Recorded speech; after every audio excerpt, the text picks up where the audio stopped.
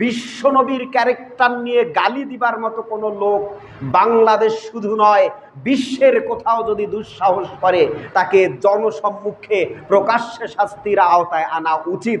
আপনারা বলেন তো ঠিক কিনা? জোরে বলতে হবে ঠিক কিনা? বিশ্বনবীকে গালি দেওয়ার মতো দুঃসাহস যারা করে, এ সমস্ত ব্যক্তিদেরকে দুনিয়ার বুকে বেঁচে থাকার কোনো সুযোগ নাই। এদেরকে প্রকাশ্যে আইনের আওতায় এনে প্রকাশ্যে ফাঁসির ব্যবস্থা করা উচিত। যিনি সুপারিশ না করলে পরকালে জান্নাত যাবার কোনো সুযোগ নাই, যার আদর্শকে বাস্তবায়ন করবার জন্যই এই দুনিয়াতে মুসলমান জাতিকে পাঠানো হয়েছে, সেই বিশ্বনবীর ক্যারেক্টার নিয়ে যদি কেউ কুৎসা রটনা করে, তাকে পর্যাপ্ত শাস্তির ব্যবস্থা করে এই দুনিয়া থেকে উৎখাত করাই মুসলমানদের অত্যন্ত জরুরি কাজ বলে আমি মনে করি। এই কোরআন সম্পর্কে আমরা অতীতেই বলেছিলাম, এই কোরআনটি এমন একটি কিতাব যাতে বিন্দুমাত্র সন্দেহের অবকাশ নেই। আছে নাকি? নাই। যিনি আমাদেরকে সৃষ্টি করেছেন, যিনি এই কিতাব সৃষ্টি করেছেন, যিনি দুনিয়া সৃষ্টি করেছেন, যিনি জান্নাত জাহান্নাম সৃষ্টি করেছেন, যিনি জান্নাত জাহান্নাম দেয়ার মালিক, পরকালে বিচার কার্য সম্পাদনের পর রায় দেয়ার মালিক, তিনি আমাদেরকে জানিয়ে দিয়েছেন, হে রাসূল, আপনি দুনিয়ার বুকে সমস্ত মানুষকে জানিয়ে দিন, কুল ইন কুনতুম তুহিব্বুনাল্লাহ, তোমরা যদি আল্লাহকে ভালোবাসতে চাও, ফাত্তাবিউনি, তবে নবী মুহাম্মদ সাল্লাল্লাহু আলাইহি ওয়াসাল্লামের অনুসরণ করো। যদি তোমরা করো, ইউহিব্বুকুমুল্লাহ, তাহলে আল্লাহ তোমাদেরকে ভালোবাসবেন, তোমাদেরকে ক্ষমা করবেন, তোমাদের পাপসমূহ নিশ্চয় আল্লাহ অত্যন্ত ক্ষমাশীল এবং পরম দয়ালু। তার মানে আমি আপনি যদি আল্লাহকে ভালোবাসতে চাই, আমাদের পাপসমূহ আল্লাহর কাছ থেকে ক্ষমা চেয়ে নিতে চাই, তাহলে অনুসরণ করতে হবে কার বলেন তো? রাসূলের। রাসূলের অনুসরণ ছাড়া অন্য কোনো দল মত, অন্য কোনো নেতার অনুসরণ করবার মাধ্যমে আল্লাহকে ভালোবাসাও সম্ভব না, পরকালে জান্নাত যাওয়ারও কোনো সুযোগ নাই। আল্লাহ রাসূল বলেছেন, যতক্ষণ পর্যন্ত একজন মানুষ মুমিন হতে পারবে না, যতক্ষণ না তার পিতা মাতা স্ত্রী পুত্র নিকটাত্মীয় ব্যক্তির চাইতে আমি মুহাম্মদ সাল্লাল্লাহু আলাইহি সাল্লামকে বেশি ভালো না বাসবে। তার মানে একজন মুমিন হতে গেলে আপনাকে সবার চেয়ে বেশি আল্লাহর রাসূলকে ভালোবাসতে হবে। আর আল্লাহর রাসূলকে যদি আপনি ভালোবাসেন, তবেই আল্লাহ আপনাকে ভালোবাসবেন এবং পরকালে আপনাকে জান্নাত দিবেন। এই আল্লাহর রাসূলের ক্যারেক্টার, চরিত্র সম্পর্কে আমাদেরকে জানতে হবে। আমরা রাস্তাঘাটে যখন চলাফেরা করি, বিভিন্ন মিছিল মিটিংয়ে আমরা শুনতে পাই, অমুক নেতার চরিত্র ফুলের মতো পবিত্র।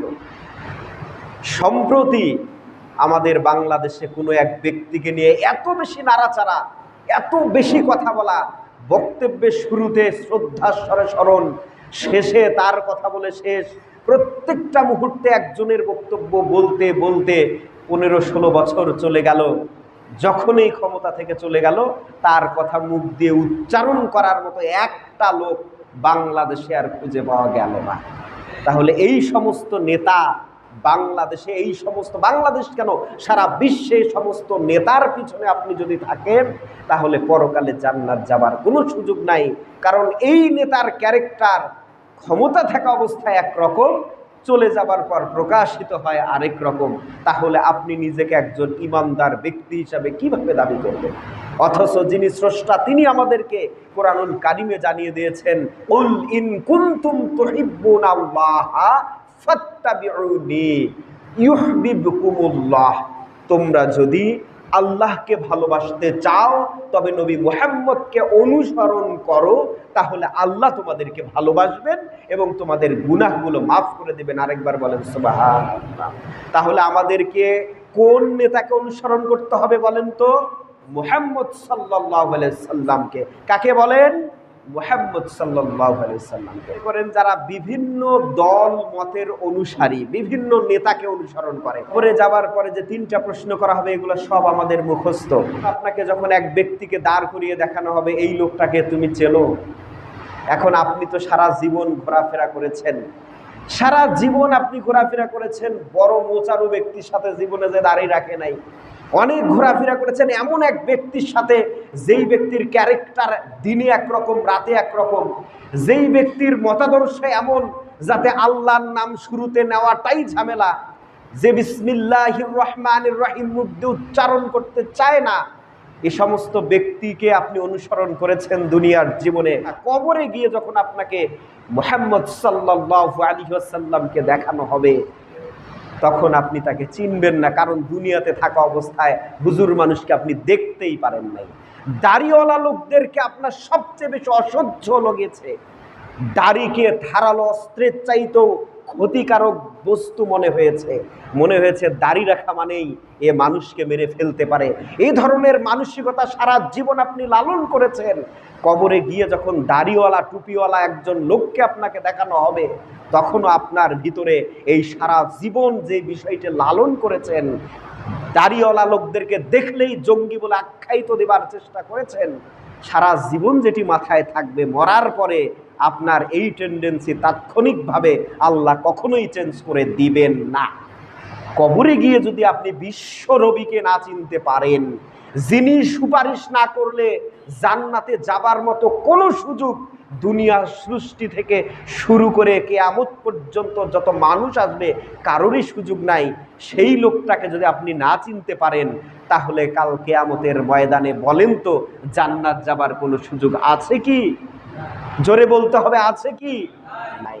তাহলে আজকে আমরা আলোচনা করতে চাই সেই বিশ্ব নবী সম্পর্কে, সেই নবী সম্পর্কে যিনি সুপারিশ না করলে কাল কিয়ামতের ময়দানে যতই আজকে দুনিয়ায় ইবাদত করি না কেন পরকালে জান্নাত যাবার কোনো সুযোগ নাই। এমন নেতার অনুসরণ করতে হবে যেই নেতা তার আশেপাশের মানুষদেরকে বলেছিলেন, সাহাবীরা তোমরা আমাকে জাগ্রত অবস্থায়, ঘুমন্ত অবস্থায়, গোপনে প্রকাশ্যে যত কিছুই করতে দেখো সবগুলোই অপর ভাইয়ের কাছে প্রচার করো। হযরত আয়েশা রাদিয়াল্লাহু তাআলা আনহাকে বলা হয়েছিল, মা জান আয়েশা, আল্লাহ রাসূল সাল্লাল্লাহু আলাইহি সাল্লামের চরিত্র কেমন ছিল? তখন তিনি বলেছিলেন, খুলকুহুল কোরআন, এই পবিত্র কোরআনেই হচ্ছে তার চরিত্র। বলেন সুবহানাল্লাহ।